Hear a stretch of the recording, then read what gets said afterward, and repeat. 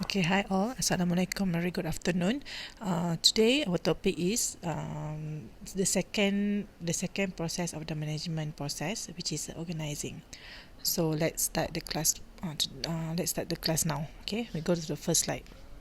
Okay, when we talk about organizing, okay, even as very small companies, you need to organize. Even though you have a small companies, you need to organize it very well. Okay, after you plan what you want to do, what is your goals, now you go to the next step, is which is organizing.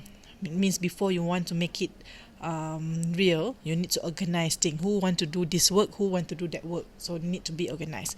So even in very small companies, you need to be organized. So if you have a one body construction company, you should still have a organization chart. One of the things that you can do to organize the people inside your organization, what they work, what they need to do, what is their responsibility, you can do the by organization chart.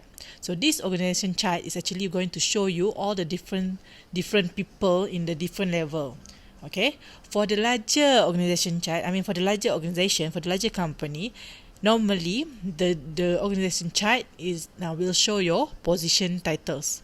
What is your position? If you are CEO, you need to be descriptive, need to put like a little bit detail. Okay, the chain of command,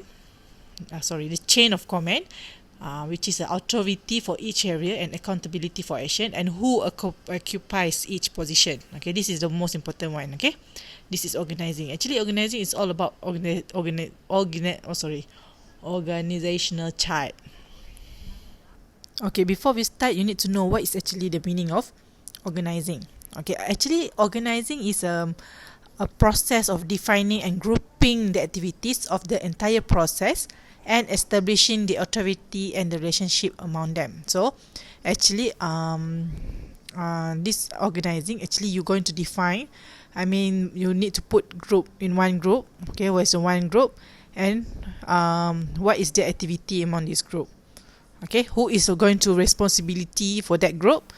Who is the leader of that group? Okay, so or another meaning of organizing is you arranging and grouping jobs, allocating resources, and assigning work in a department so that the activities can be accomplished as planned. If you organize it very well, so you're going to know, for example, these people, okay, they know who going to report, they know who is their boss. So this is organizing. Okay, and this person, if what is their position? Okay, the organization chart. Okay, this person, what is their position? Siapa nama dia? Who's the name? Okay, ini dia punya mungkin people work under him. So it's more organized and you can see clearly. Faham tak? Okay, that is organizing. Okay, now we proceed to the importance of organizing. Why organizing is important? First, you're going to benefit of specialization. If you do this organizing, means you're going to, like, for example, if you're working in, and I give you in marketing, right? So people that work and under you normally have specialization that can complete, can implement, can complete each other. So one of the benefit of the importance of organizing is they're going to have benefit of specialization. Then if you organizing, okay, if you organize very well, the clarity of the working relationship, okay, is clear. The clarity in working relationship. Then if you organize also, you're going to optimum the utilization of resources. You use your resources effectively. Okay, then adaptation to change. Okay, organizing normally you will adapt to change. Development of personnel. Okay, personnel is the employees, development of personnel, and also lastly the expansion and growth. Okay, this is the importance of organizing. So if I ask this question, normally I will ask 5, just memorize 5. Which one is you think is easy for you to memorize? Then memorize. Okay, so next we move to next slide. Okay, next we move to the basic organizing concept. What is the basic organizing concept? Okay, so we have like 5 basic organizing concept. No, okay, 5. First we go for work specialization. Okay, another words for work specialization is division of labor. Means the process of breaking down a job into a number of steps, and which with each step being complete by a separate individual. Means they're going to specialize. Okay, specialized by the individuals. Division of labor means if you specialize in computer, for example, they will put you under IT department, and under IT department they're going to separate another one, maybe system, maybe coding, whatever. Okay, they're going to division of labor, they're going to specialize you, okay, based on using the organizing, right? Understand? Okay, now we go to another one, basic organizing concept is span of control. What is actually the span of control? Okay, of control is the number of employees a supervisor can efficiently and effectively direct. Okay, one supervisor, and how many people they will direct. This is what we call as span of control. Satu supervisor, they're going to direct banyak employees. Okay, next we have unity of command. Okay, unity of command is the principle that state that an employee should have one and only one supervisor to whom or he or she is directly responsible. So if you have employee, if you are the employee, who is your people that you're supposed to report? Okay, I give you an example. One manager you have. Okay, this is employee. They must have only one people, only one person. Unity of command is they only listen to one instruction or one order from one supervisor only. That is the unity of command. Okay. Okay, then we have authority. Okay, when we talk about authority, it's a right inherent in the supervisory position to give order and expect those order to be obeyed. Okay, authority. Okay, if you are the boss or if you are the manager or whatever, if you are the manager or head of department, okay, you actually have a authority. Means you have a position, your position power. Okay, to give order and to give order to all of your employee, and you must that you want your employees to obey or to dengar or to listen to your order. That's authority. Authority is that position is actually you have authority. Okay, macam power lah, you have power to control everything. Okay. Alright, now we move to the authority. In authority, for just now we have work specialization, span of control, unity of command, and authority. In authority, we have three types of authority. Okay, we have line authority, staff authority, and also functional authority. So what is a line authority? Okay, line authority is the entitled it's actually the authority that entitle a supervisor to direct the work of his or her direct reports and to make certain decisions without consulting others.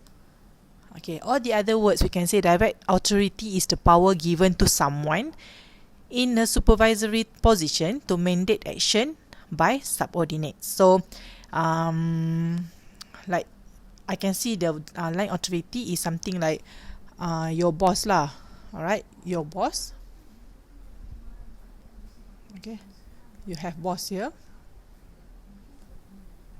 Okay, and this boss, they have a what we call as line authority. Mean they have mandate, they have power within their authority, within their line only.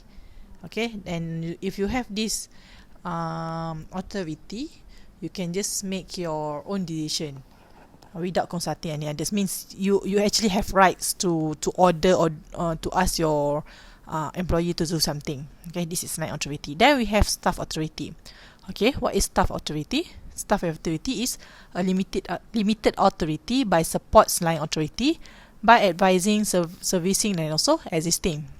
Okay, or the other words, staff authority is belong to those individuals on the group of organization who provide services and advice to the line manager. Normally, if you are, they provide the services such as advice services. What else? I mean, you're going to advise your line manager. Okay, that is a staff authority. Okay, for example, you are PA from this boss, right? So you are staff authority because you are being advised the line manager. Okay. Okay, then we have a functional authority. Okay, functional authority is the right that delegated to an individual or department to control specific process, practice, policies, and other matters in relation to activities undertaken by person in other department. Okay, on the other word, I give you an example. For example, this is the main one. Okay, this is for example marketing. So this for example finance. This for example HR. Okay, this maybe what else? Maybe R&D. Okay, so this is your company, right? So functional authority where one person in this main functional, they can have authority maybe to marketing, to staff in marketing in the certain process or certain policies. Example HR. Normally HR is the one example that normally have functional authority. So they can give orders. They have authority or power to all the department. So HR, they can give authority. I mean, they can use their authority related to the employee in marketing. So there is a functional authority. Okay. Okay. Now we go to the where are decision made and how decision making are being made. Normally there are two ways of decision making. We have centralization, also decentralization. So centralization is decision making that responsibility in the hands of top management. As I told you before, in management we have 3 level. Okay, 3 level. We have top, we have middle, and we have bottom line or lower management. Okay, so this top management, they are the one who going to give all the decision making. So all decision making that they make, and they must be followed by all the level. So this is what we call as a centralization.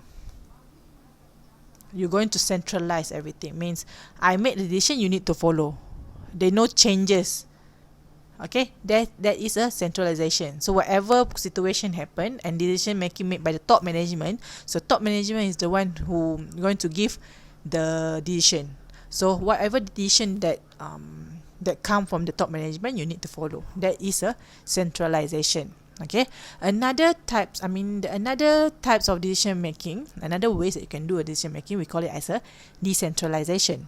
Okay, decentralization is you're going to push the decision making process down in the organization, placing it closer to the decision point. Okay, if you are working in the, for example, I can say MNC, the multinational company, very big company, or for example hotel that have a lot of branches around the world. Okay, so decentralization normally they will use means that, okay, the top management, I mean the HQ for example, okay, they give power to their branches to make the decision making. That is decentralization. I mean, it depends on the situation. But if you are centralization, whatever situation happen, top management give direction or give decision, give a solution, whatever, you need to follow. But decentralization, you push the decision making down. For the top management, maybe you can push to middle. For middle management, maybe push to bottom line. From bottom line is the one who going to see what kind of decision making, because they are close to that situation or to close to that problem. Okay, that is decentralization decision making. Okay, I give you an example. For example, okay, if you're working in maybe big hotel like example Hilton, the HQ maybe in Germany and we are in Malaysia. One of the customer come angry, scold, they're not satisfied, whatever. Okay, normally when this kind of thing, you're not going to call HQ in German. You're not going to call HQ in Germany to solve that problem, right? So this is what we call as decentralization decision making. Means people in Malaysia, okay, they have power or they have authority to make a decision based on that situation, because we are the one, like the people in Malaysia that working there is the one to understand that situation, not people in Germany. Okay, maybe here in the morning, Germany at night. So this is where decentralization happen. Okay, so we have two decision making made by centralization or decentralization. Okay, understand? I hope you understand. Okay, if you not understand, please ask me. Okay. Before we proceed, okay, normally I give you the code at the end of the video. So I want to see whether you guys are listening my video or not. So I want to give you a code for quiz, because I don't want to give you code always at the end. Some of you not even listen. Just see the code and answer the question, or maybe you can message a friend. It's okay. It based on your it's up to you. If you want to answer the quiz, it's up to you. I already give the best for you. If you don't like my style of teaching, you can can message me directly, because I asked you to answer quiz. Some of you not even answer. Okay, I think it's not my problem. It's actually your problem, and you're supposed to know what is your responsibility. So the code of this week quiz is MGMT 04 organizing.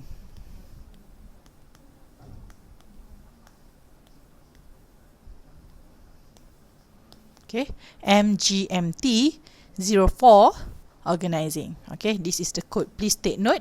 Okay, let's proceed to the next slide. Okay, now we go to the next question that we need to how are employees are being grouped. So you have a lot of employees, right? So how you want to group that, make your employees organizing, how you want to group them. Okay, there's few ways. One of the group you can say is a departmentalization. Okay, what is actually departmentalization? Okay, departmentalization is actually you're grouping departments based on work function, products or services, target market or client, geography, territory, or the process used to turn inputs into outputs. Okay, normally there's one way employee being grouped by departmentalization. So departmentalization is you being grouped according to a few things, works function, products and services, target customer or client, geography, territory, and also the process used to turn input into output. Okay, we go first. Alright, functional means you're going to grouping your employees, okay, or activities into the dependent unit based on the function performance. Okay, when you talk about function, it's actually the department. Okay, you're going to group your employees based on the department or function of the performance, function of the department, including maybe you can put it into manufacturing, research, accounting, HR, and legal. Okay, you can see this is the example of functioning. Okay, as I told you, organizing is all about the organizational structure. Okay, so functioning departmentation. Okay, you're going to okay, for example, the president. So you're going to group it into based on the department or function. Okay, legal, personnel, manufacturing, engineering, marketing, finance. Okay, it depends. Kalau macam hotel, if hotel, maybe food and beverage. Okay, maybe frontliner. Okay, they have. Okay, based on the department. Okay, have HR, marketing semua. Okay, this is what you call a functional department. Okay, then we have by product or services department. Okay, you're going to grouping the activities into the independence unit based on the problems or issue relating to the product. So you have a company, your company produce product. So what are product that your company have? You can put it in your organizational structure. Organizational structure or chart. Okay, it include detergent, toothpaste, deodorant, okay, deodorant, coffee, aspirin, okay. Okay, product. Okay, for example, Nestle. I give you Nestle. Okay, this is the example of service. Okay, so it's based on the hospital. I told you. Okay, we have a head of operation, emergency, pediatric, and cardiology, and so on. Then we have a product. Example, this is Nestle. Okay, Nestle have ice cream. They have maybe food, maybe beverage, maybe they have a cereal, whatever. So it based on their, they're going to group it based on their product that they have. Okay, understand? All right, now we proceed to the next one. Okay, next one is we have geographical. Okay, we have geography. So geography is grouping activities into the independence unit based on the geography or territory. Eastern region, western region, southern region means that you're going to group it based on the location, okay, of your business. Okay, this is an example. So this is a geographical departmentalization. Normally this is based if you have the MNC, means the multimedia company, that big company, they have a lot of branches around the world, so they can use geographic departmentation. Okay, is more general. Okay, you cannot use functional here. If you have big company, you cannot use functional. Okay, functional is only in one organization. Okay, so in the geographic departmentation, normally they're going to split it according to the location that you have. Okay, it can be North Zone Department, South Zone Department, East Zone Department, West Zone Department. Okay, faham? Understand? Then we have customer. Okay, you're going to grouping activities around the common customer category, because customer also they have category. It can be government, it can be military, corporate, non-profit account. It can be, if you are, give you the example, okay, like if selling this one, okay, customer, vice president, marketing. So they have a marketing based on the railroad customer, maybe aircraft customer, automotive customer, military customer. For example, you selling, I give you another example. You selling clothes. Okay, clothes we have maybe kids, then men, woman. Okay, so they based on the customer, focus on the customer. Okay, this is the customer departmentation. Okay, next is based on the process. Okay, you're going to group it based on the process. Alright, you're going to divide it, group it into the process. So what is a process? Departmentalization is actually the grouping activities around the process. That this method provides a basic for the homogeneous category of the activities. It's going to like if you have the manufacturing, right, you have a process that you need to follow. So normally the department is based on the process. Okay, this is the example. Okay, for example, you are doing the plant superintendent. Okay, process untuk buat shipping, untuk buat ship. Okay, furniture for example, maybe first you must have the process of lumber cutting, potong balak, perawatan balak. Okay, then you're going to have the furniture assemble, then furniture finishing, then lastly you're going to ship. Who is responsible to do this lumber cutting and also the treatment? Who is the responsible going to do the assembly of the furniture? Who is the one who is responsible for the finishing of the furniture? Who is going to the one who going to ship to the furniture to the department? Okay, this is by process. I hope you can easily recognize it, because this one is easy. Okay, based on the process. Okay, now we move to the simple structure. Okay, one of the departmentation is, we call it as a simple structure. A simple structure is actually non-elaborate structure that have low complexity with a little formalization and with authority centralized in a single person. So it can be a flat organization with 2 or 3 levels. Okay, this is an example of simple structure. Okay, it's just flat. Okay, then they only have 1, 2, or 3 levels. This one is 4 levels.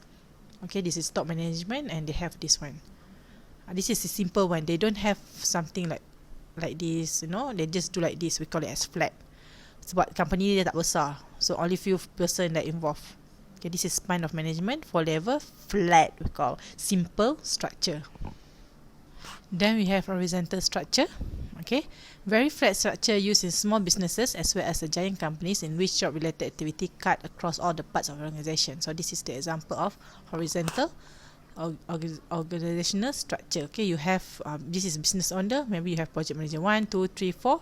Okay, then you're going to divide it flat, ke bawah, ke bawah, ke bawah, ke bawah. Okay, dia tak macam, it's not like this. You understand?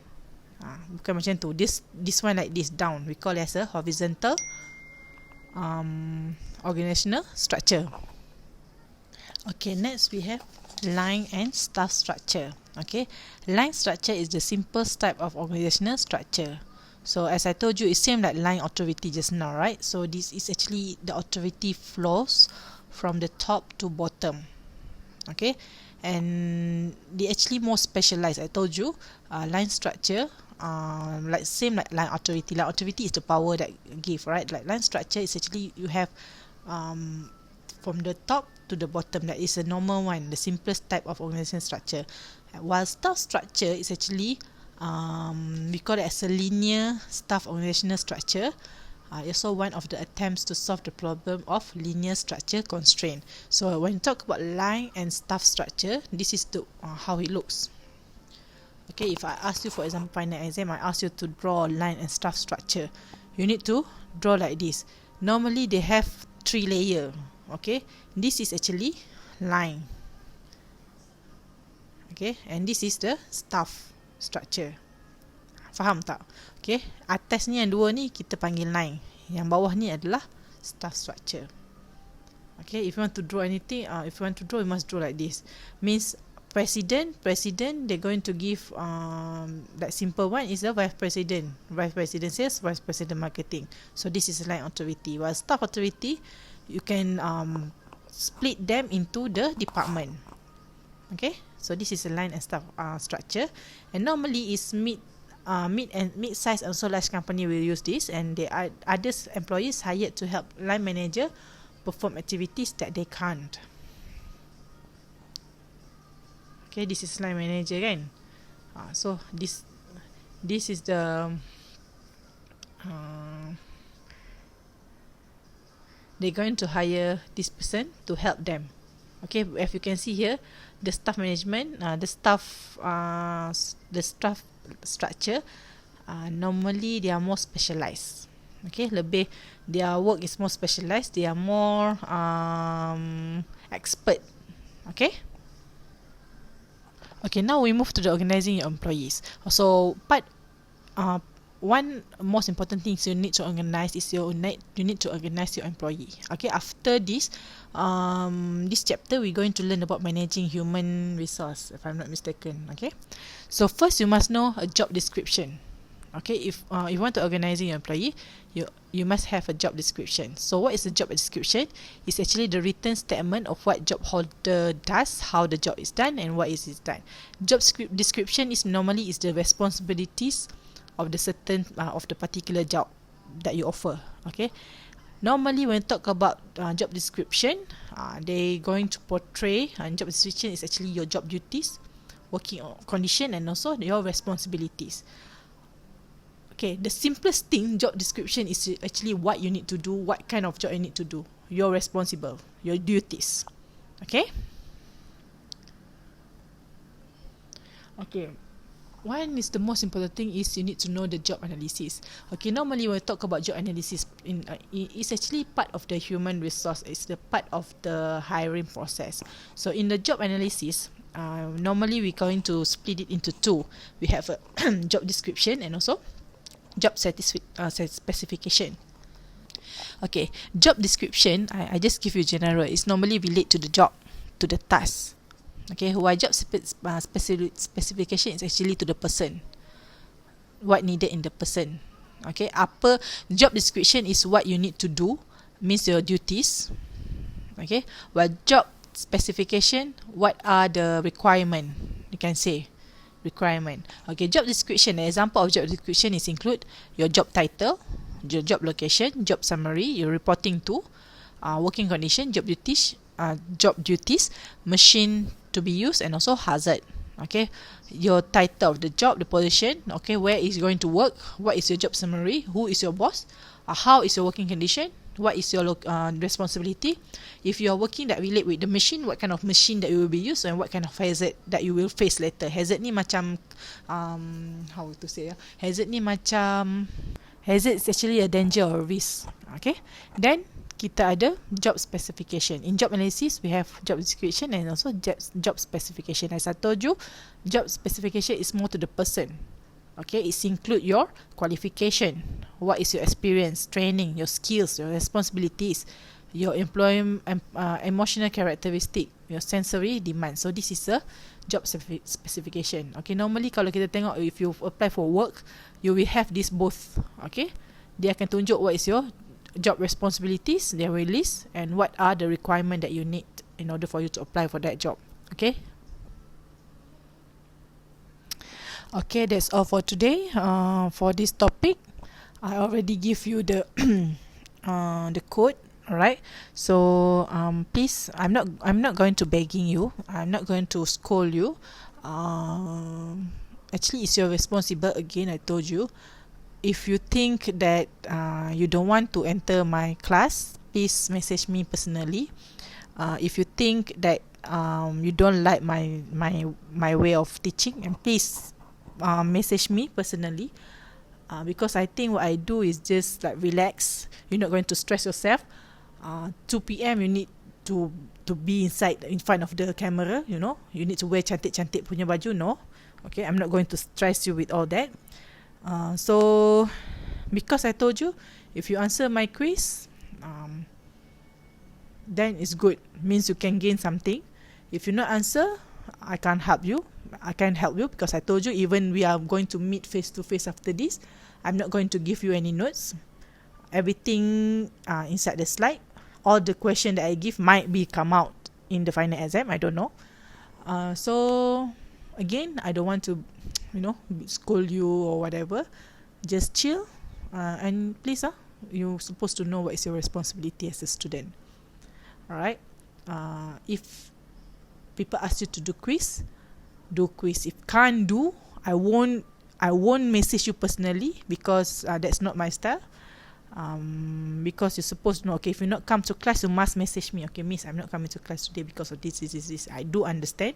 I'm not the cruel person. Okay, so that's all for today. So have fun and good luck for your test. I mean your quiz. Maybe I need to, because you don't want to do a quiz like monthly. Maybe I will do the midterm after this. I don't know. Alright, bye bye. Good luck.